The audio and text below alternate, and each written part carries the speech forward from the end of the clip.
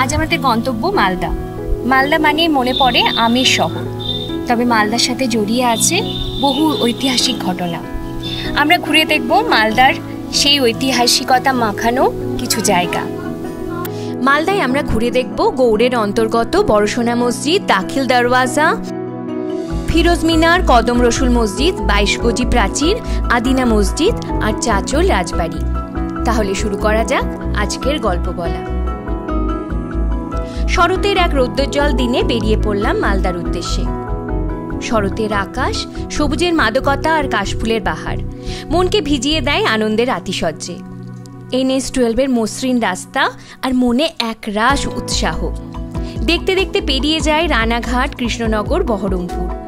আগে পৌঁছতে যেখানে ঘন্টা 5 সময় লাগত, এখন সুন্দর রাস্তার দৌলতে মাত্র 3 ঘন্টায় অতিক্রম করা যায় সেই রাস্তা।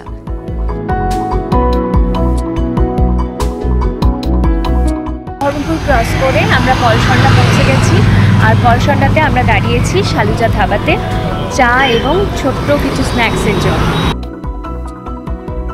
এবছর বৃষ্টি একটু বেশি হওয়ায় চারিদিকে সবুজতা যেন একটু বেশি, আর শরতে প্রকৃতি সেজেছে তার সমৃদ্ধশালী আনন্দময়ী রূপ।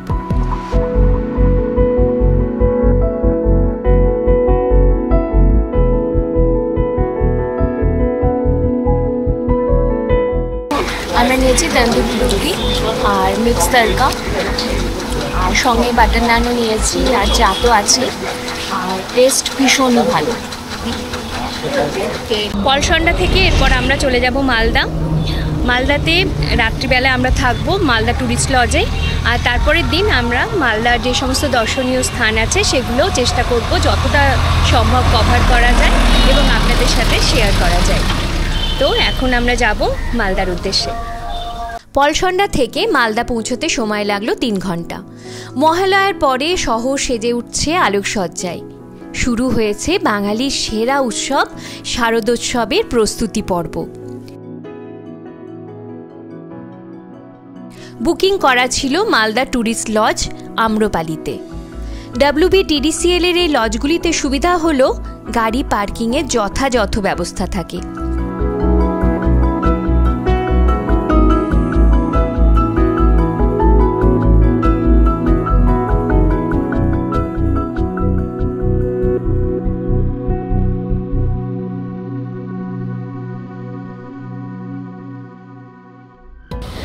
মালদা ফ্লাইওভারের নিচে মালদা বাস স্ট্যান্ডের একদম কাছে ট্যুরিস্ট লজটির অবস্থান।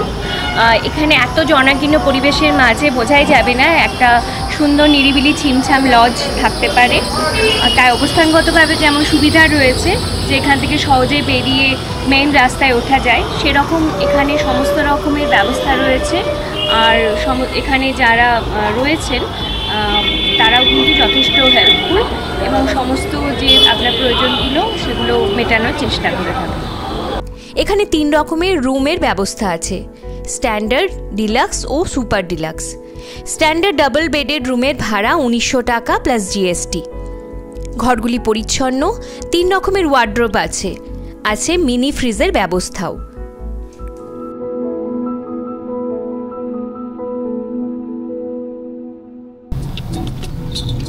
মালদা থেকে আমরা বেরিয়ে পড়েছি চাঁচলের উদ্দেশ্যে। চাঁচল মালদার একদম উত্তরে অবস্থিত একটি সমৃদ্ধশালী ছোট্ট শহর। চাঁচলে আমরা ঘুরে দেখব চাঁচলের বহু পুরনো রাজবাড়ি।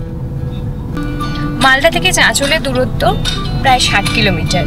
চাঁচলের রাজবাড়ি 300 বছরের পুরনো এবং এটি রাজা ঈশ্বরচন্দ্র রায়চৌধুরী দ্বারা নির্মিত হয়েছিল প্রায় 350 বছর আগে, এবং সাহিত্যিক শিবরাম চক্রবর্তী হলেন এই রাজপরিবারের সদস্য।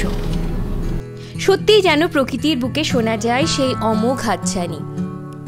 বাজলো তোমার আলোর বেনু, গুচ্ছ গুচ্ছ কাশফুল, আকাশে পেঁজা তুলো মেঘ, সবুজ মোলায়েম ধান খেয়ে তার মাঝে মাঝে পদ্ম শালুকের অপূর্ব বাহার। কার সাধ্য আছে প্রকৃতির রূপে বিমুগ্ধ না হওয়ার? সত্যি ম্যাজিক্যাল।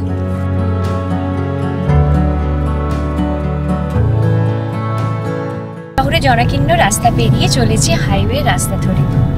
মালদার আমবাগানের সাথে দেখতে পাচ্ছি কাশফুলে ঘেরা মাঠের পর মাঠ, আর আকাশে সাদা পেঁজা তুলোর রাশি। যে অদ্ভুত সুন্দর লাগছে কি বলবো।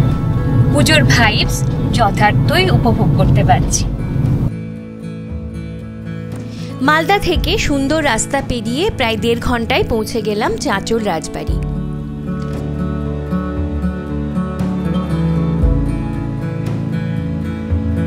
কুর্তলি পেরিয়ে এসে এই গ্রাম বাংলার সৌন্দর্য মাখা পরিবেশে খুঁজে পাই সেই ছোটবেলার দুর্গাপুজোকে।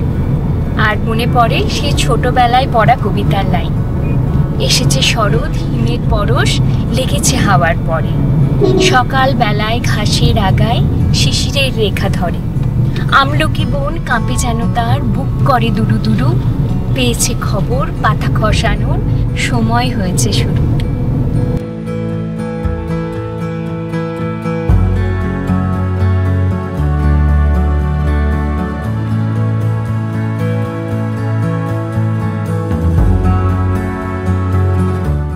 আমরা এখন শামসি পেরিয়ে চাঁচলের পথে এখানে দাঁড়িয়ে পড়েছি এত কাশফুল দেখে।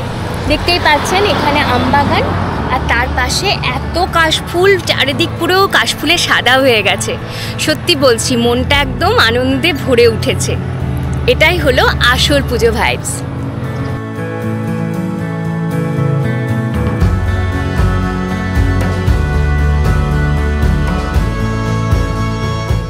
চাঁচলে একটি পার্সোনাল কাজ থাকার জন্য প্ল্যানিং করি চাঁচল রাজবাড়ি দেখার।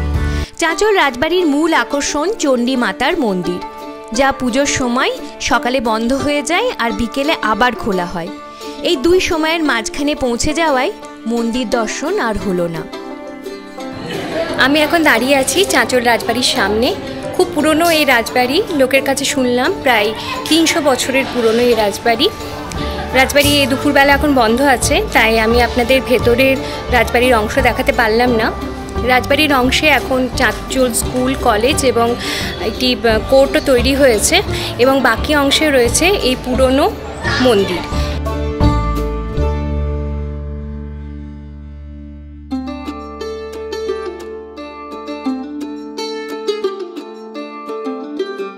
রাজা শরৎচন্দ্র রায়চৌধুরী প্রায় 300 বছর আগে 6 বিঘা জমির ওপর নির্মাণ করেন এই রাজবাড়ি।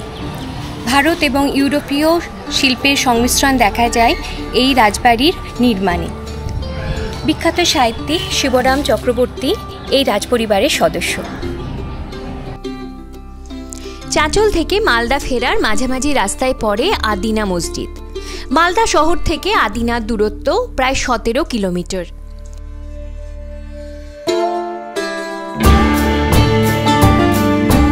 আদিনা মসজিদ একটি বিখ্যাত ঐতিহাসিক মসজিদ। বাংলা সালতানাতের সময় সিকান্দার শাহ এই রাজকীয় মসজিদ নির্মাণ করেন এবং এখানেই তাকে সমাহিত করা হয়েছে। এটি প্রাক্তন রাজধানী পান্ডুয়ায় অবস্থিত। মসজিদের স্থাপত্যে সিরিয়ার উমাইয়া মসজিদের হাইপোস্টাইল সাদৃশ্য দেখা যায়। এই মসজিদের ভেতরে ক্যামেরা, ফোন কোনো কিছুই অ্যালাউ নয়। আমরা আদিনা মসজিদ থেকে ফিরে এলাম। আদিনা মসজিদ দক্ষিণ এশিয়ার বৃহত্তম মসজিদ, যা সুলতান সিকান্দার শাহর আমলে নির্মিত হয়। এটি সিরিয়ার মসজিদের আদলে নির্মাণ করা হয়েছে এবং এর নান্দনিকতা এবং স্থাপত্য অভূতপূর্ব। কিন্তু সমস্যা হলো যে সেই ভিডিও বা ছবি আমরা আপনাদের সাথে শেয়ার করতে পারছি না, অর্থাৎ সেই এক্সপিরিয়েন্সটাই আপনাদের সাথে শেয়ার করতে পারছি না। তো আদিনার মসজিদের সেই সৌন্দর্য আপনারা যদি চাক্ষুষ দেখতে চান, তাহলে আপনাদের এই আদিনাতে এসেই দেখতে হবে। আমরা এখন লাঞ্চের জন্য চলে এসেছি পরদেশি ধাবাতে। আপনারা আদিনা মসজিদ বেড়াতে এলে এখানে লাঞ্চের জন্য আসতে পারেন। এখান থেকে মালদার দূরত্ব প্রায় 30 কিলোমিটার। বাইরে থেকে সাজসজ্জায় খুব সুন্দর, আর শুনেছি এখানে খাবারের কোয়ালিটিও খুব ভালো। তাহলে আমরা এবার লাঞ্চ করে দেখি এখানে খাবার সত্যি কতটা ভালো।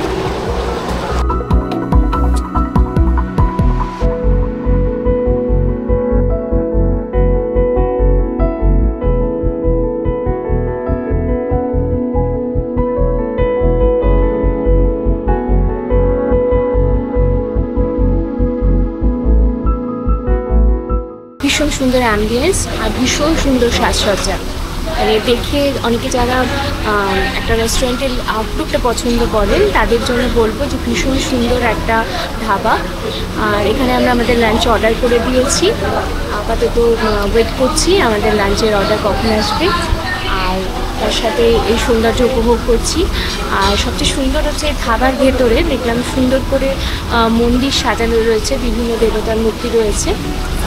তো যারা ফটো তুলতে ভালোবাসেন তো সেক্ষেত্রে ফটো তোলা ও ভিডিওগ্রাফির জন্য কিন্তু এই ধাবা একটা ভালো অপশন। মসজিদের ভেতরে যে ঘোরার জায়গাটা সেটা অনেকটা বিস্তৃত, তাই গরম হোক বা শীতকাল এখানে বেড়াতে এসে আদিনা মসজিদের পুরো অংশটা কভার করতে গিয়ে আপনি কিন্তু ক্লান্ত হয়ে পড়বেন, আর সেখানে ক্লান্তি কাটানোর একটা ভালো অপশন এই ধাবা। আমরা নিয়েছিলাম ভেজ থালি আর চিকেন কষা। প্রচুর পদে সাজানো ভেজ থালি মাত্র 100 টাকা, আর চিকেন কষা 6 পিস 300 টাকা। লাঞ্চ করে আমরা বেরিয়েছি পরদেশি ধাবা থেকে। এখানে খুব ভালো একটা জিনিস লাগলো যে এখানে ভেজ নন ভেজের জন্য আলাদাভাবে বসার ব্যবস্থা রয়েছে। লাঞ্চ করে আমরা এবার মালদার পথে যাচ্ছি। মালদা ট্যুরিস্ট লজে আমরা এখন আপাতত পৌঁছাবো, তারপরে দেখা যাক বিকেলে যদি কিছু জায়গা বেড়ানো যায়।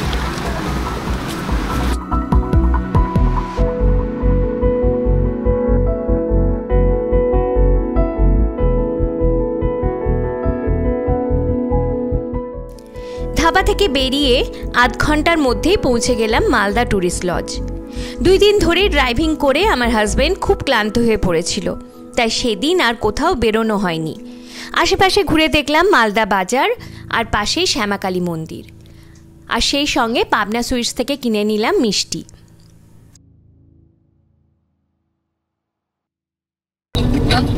সকালবেলায় ব্রেকফাস্ট সেরে আমরা বেরিয়ে পড়েছি মালদার গৌড়ের উদ্দেশ্যে। গৌড় একসময় স্বাধীন বাংলার রাজধানী ছিল, যদিও এখনো ধ্বংসাবশেষ, তবুও এর রন্ধ্রে রন্ধ্রে ছড়িয়ে রয়েছে ঐতিহাসিকতার গল্প। আজ আমরা এক্সপ্লোর করব সেই ঐতিহাসিকতা মেশানো স্থাপত্য সৌন্দর্য। গৌড় ভারত বাংলাদেশ সীমান্তে অবস্থিত এবং আমদানি রপ্তানির জন্য ব্যবহৃত প্রচুর লরি চোখে পড়ে এই রাস্তায়।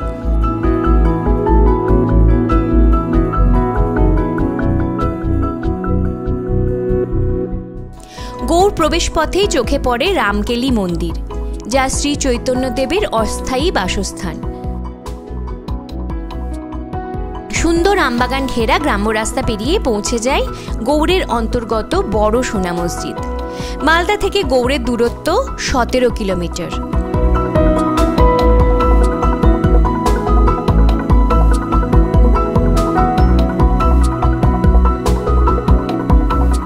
এখন আমরা দাঁড়িয়ে আছি গৌড়ের বড়সোনা মসজিদের সামনে, যা গৌড়ের ধ্বংসাবশেষের মধ্যে একটি। গৌড়ের যে ধ্বংসপ্রাপ্ত যে জনপদ তার মধ্যে অন্যতম বড় মসজিদ ছিল এই বড়সোনা মসজিদ। কথিত আছে যে আগে এই মসজিদটি নাকি সোনা দিয়ে মোড়া ছিল, সেজন্য এর নাম হয়েছে বড়সোনা মসজিদ।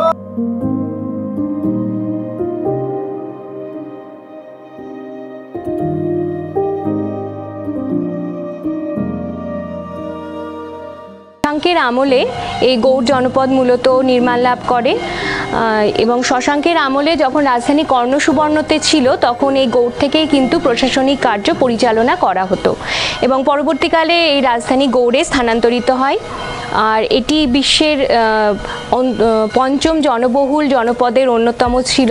তো বোঝাই যাচ্ছে যে এই গৌড় জনপদ একসময় ভীষণ ঐতিহ্যশালী এবং বিখ্যাত একটি জনপদ ছিল, এবং এর ধ্বংসপ্রাপ্ত যে অংশ সেটা দেখেই বোঝা যাচ্ছে যে এটা একসময় কত বিশাল এবং কত সমৃদ্ধ ছিল।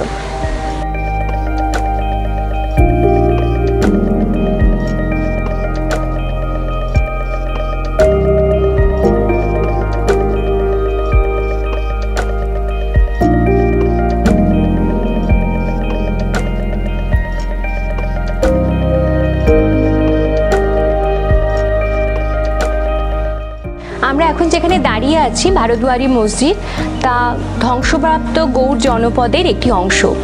এই ধ্বংসপ্রাপ্ত গৌড় জনপদের মধ্যে ছড়িয়ে ছিটিয়ে রয়েছে এরকম বেশ কয়েকটি মসজিদ এবং দুর্গ, অর্থাৎ পুরোটাই ইতিহাস মাখা এক স্থাপত্য নিদর্শন।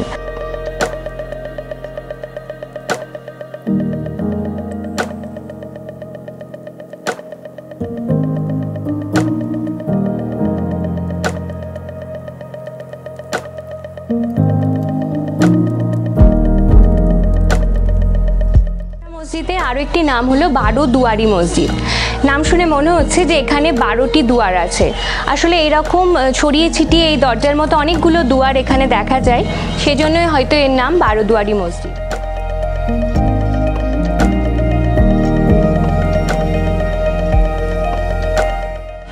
এখন আমি দাঁড়িয়ে আছি আরও একটি দুয়ারের সামনে। সত্যি দুয়ার বলতে অদ্ভুতই লাগছে, কারণ এই এক বিশাল সিংহ দুয়ারের মতো। আর এরকম ধ্বংসপ্রাপ্ত দুয়ার প্রায় 11টি এখানে ছড়িয়ে ছিটিয়ে আছে। যদিও নাম 12 দুয়ারি, তো আমার মনে হয় হয়তো আরও একটি দুয়ার হয়তো কোথাও ধ্বংসপ্রাপ্ত হয়ে এখনও মাটির নিচে চাপা পড়ে রয়েছে। তো এরকম বহু দুয়ার এর আশেপাশে ছড়িয়ে রয়েছে। আর আমরা পাশেই দেখতে পাচ্ছি একটি গম্বুজাকৃতি একটি স্থাপত্যের মধ্যে একটি লম্বা করিডোর রয়েছে।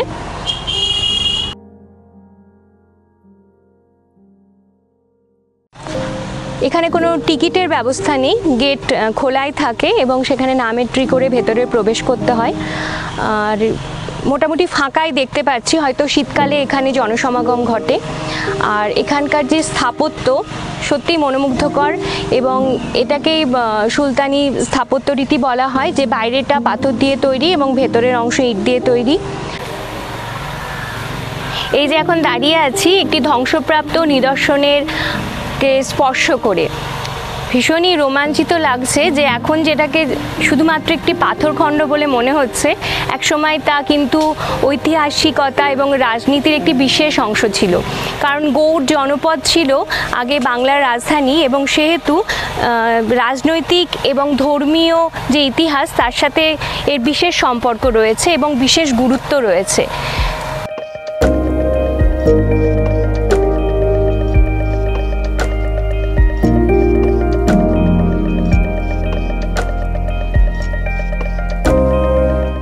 ইতিহাসের বইয়ের পাতায় পড়েছি, কিন্তু আজ নিজের চোখে দেখতে পাচ্ছি সেই ধ্বংসপ্রাপ্ত ইতিহাসকে। সামনে ইতিহাসকে দেখা সত্যি এক রোমাঞ্চের বিষয়। ভাবতেই অবাক লাগে যে এই গৌড়নগরী একসময় প্রাচীন বাংলার রাজধানী ছিল। সেখানে কত নিয়ম ছিল, রাজকার্য পরিচালনা হতো, কত লোকের জনসমাগম ছিল, কিন্তু আজ শুধু তা এক ইতিহাসে পরিণত হয়েছে, ভগ্নস্তূপে পরিণত হয়েছে। এই স্থাপত্যশৈলীকে অসাধারণ বললেও কম বলা হবে। রোমাঞ্চিত হই এই ধ্বংসপ্রাপ্ত নগরীর উপর দাঁড়িয়ে। যারা ইতিহাস ভালোবাসেন তাদের জন্য অন্যতম সেরা ঠিকানা।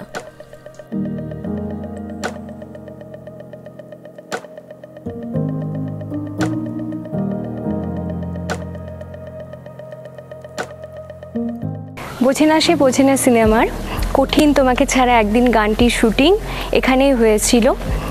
আর এই চারদিক দেখে মনে হচ্ছে সত্যি এই জায়গা ছেড়ে যাওয়া কঠিন। ভীষণ সুন্দর এক পরিবেশ, ভীষণ সুন্দর ধ্বংসাবশেষ। ধ্বংসাবশেষ আমাদের কখনোই পছন্দ হয় না, কিন্তু এই ধ্বংসাবশেষের সাথে ইতিহাস মিশে আছে, আর এত সযত্নে প্রকৃতি আগলে রেখেছে যে এক মনোরম দর্শনীয় স্থান। একদম মিস করবেন না। প্রায় 160 ফুট লম্বা করিডোরটির বিশালতা ও স্থাপত্য মনোমুগ্ধকর। করিডোরের পাশে রয়েছে আরও কিছু ধ্বংসপ্রাপ্ত অংশবিশেষ। বাস্তব যেন উঠে এসেছে ইতিহাস বইয়ের পাতা থেকে। বেশ কিছু সময় কাটালাম এই ঐতিহাসিক স্থানে। বাইরে তীব্র রোদের উত্তাপ পৌঁছাতে পারে না এই স্থাপত্যের প্রশস্ত গঠনের মধ্যে।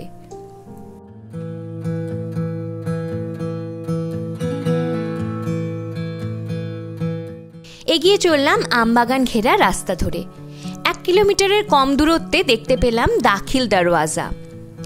এটি গৌড় দুর্গের প্রধান প্রবেশপথ এবং বাংলার সর্বকালে সুদৃঢ় ও সুন্দর প্রবেশ তোরণ।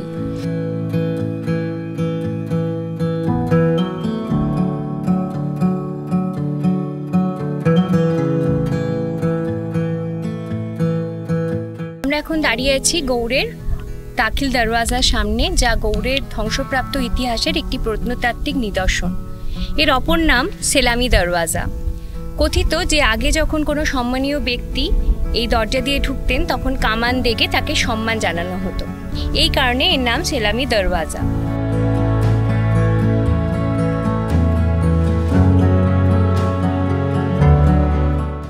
কথিত এটি নির্মাণ করেন সুলতান নাসিরউদ্দিন মাহমুদ শাহ। 102.5 মিটার দীর্ঘ ও 22.5 মিটার প্রশস্ত তোরণের মাঝে 4.5 মিটার প্রশস্ত গলিপথ রয়েছে, যার দুধারে আছে প্রহরা কক্ষ। এর দুপাশে রয়েছে পার্শ্ব বুরুজ।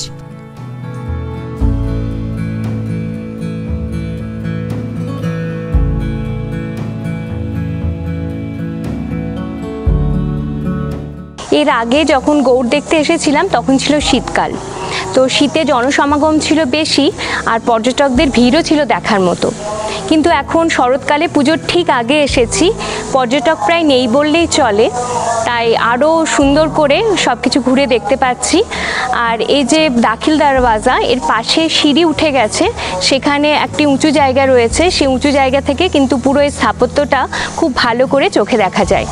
আর যে পারিপার্শ্বিক প্রাকৃতিক পরিবেশ তা না বললেই নয়, চারদিকে শুধুই সবুজের সমারোহ, প্রচুর আম গাছ রয়েছে আর দুপাশে ছোট পুকুর রয়েছে।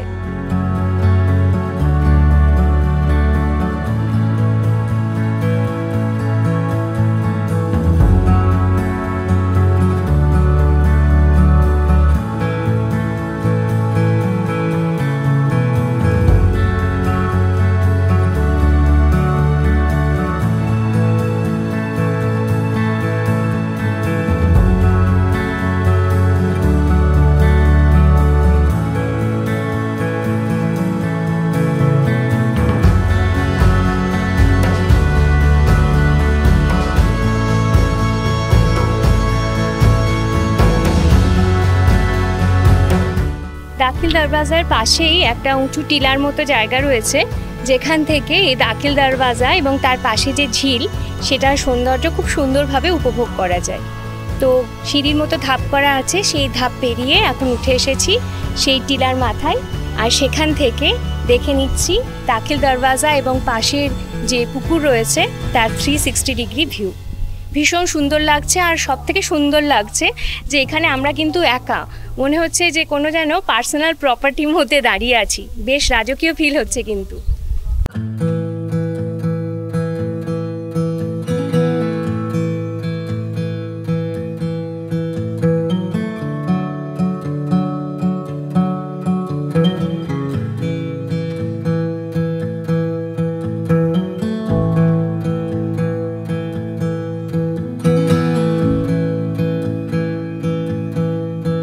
রাজকীয় ব্যাপার, ভাবতেই অদ্ভুত লাগছে যে একসময় রাজা শাসকেরা এই দরবার দিয়ে গৌড়ের মূল নগরীতে প্রবেশ করতেন। সেখানে আমি এখন দাঁড়িয়ে থাকার সুযোগ পাচ্ছি।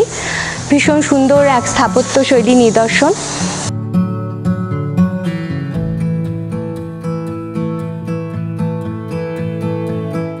আবার একটু রাস্তা পেরিয়েই দাঁড়িয়ে আছে গৌড়ের অন্তর্গত আরও এক প্রত্নতাত্ত্বিক নিদর্শন। বড় বড় বটগাছের পাহারায় দাঁড়িয়ে এক মিনার, নাম ফিরোজ মিনার।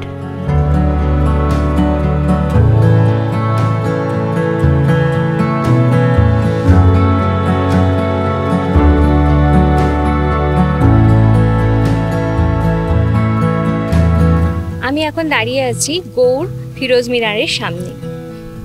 সৈফুদ্দিন ফিরোজ শাহ এটি নির্মাণ করেন। এটিকে অনেকে মালদার কুতুব মিনার বলেন, কারণ দিল্লির কুতুব মিনারের সাথে এর গঠনগত অনেক সাদৃশ্য রয়েছে। এটি তুগলকি শিল্পরীতিতে নির্মিত। এটি 5 তলা এবং এর মাঝখানে সিঁড়ি চলে গেছে। আগে সিঁড়ি দিয়ে এই মিনারের একবারে শীর্ষে ওঠা যেত, কিন্তু এখন দেখতেই পাচ্ছি যে মিনারের যে মূল যে দরজা সেটি তালাবন্ধ রয়েছে। এটি 5 তলা, প্রথমে 3টি তলা বহুভুজাকার আর ওপরের 2টি তলা বৃত্তাকার। ভীষণ সুন্দর একটি শিল্পরীতির নিদর্শন। পাশে একটি বহু পুরনো বটগাছ আছে।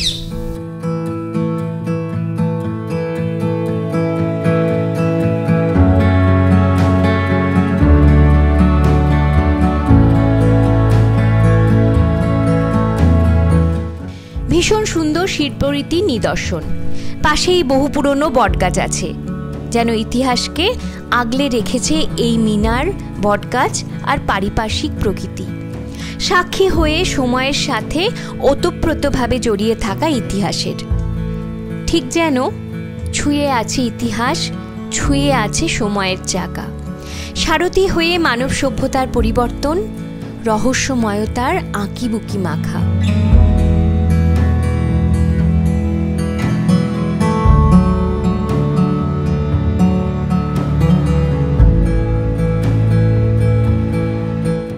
এই গৌরনগরীতে ভীষণ অদ্ভুত লাগলো।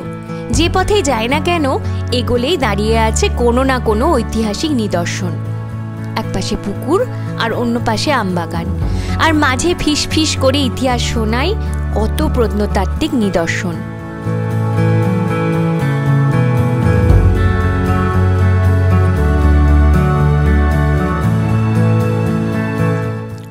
একটু এগিয়েই আবার দেখা মেলে আরও এক স্থাপত্য শৈলীর।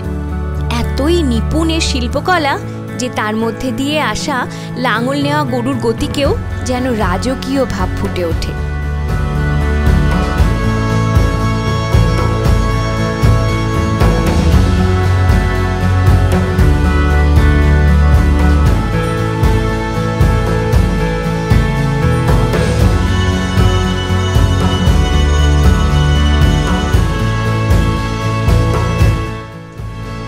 এটি হলো কদম রসুল মসজিদ, যা নির্মাণ করেন সুলতান নসরত শাহ।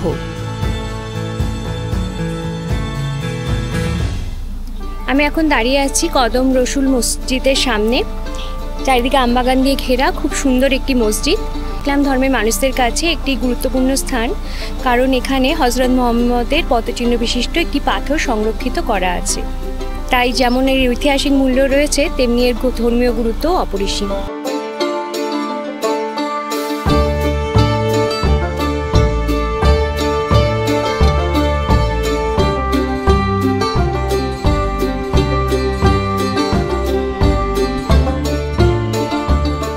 পাশে আরও এক আমবাগানের রাস্তা ধরে এগোতেই দেখতে পাই 22 গজি প্রাচীর।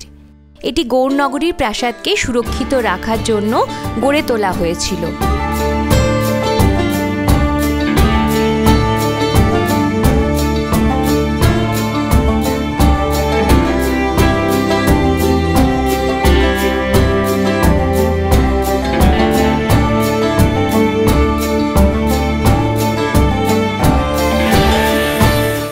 বর্তমানে উত্তর পশ্চিমের অংশটি আংশিকভাবে দাঁড়িয়ে আছে।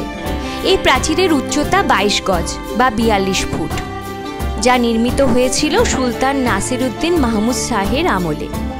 এই স্থাপত্য, এই বিশালতা, এই শিল্পশৈলী সত্যিই মন জয় করে নিল গৌড়ের এই ধ্বংসাবশেষ।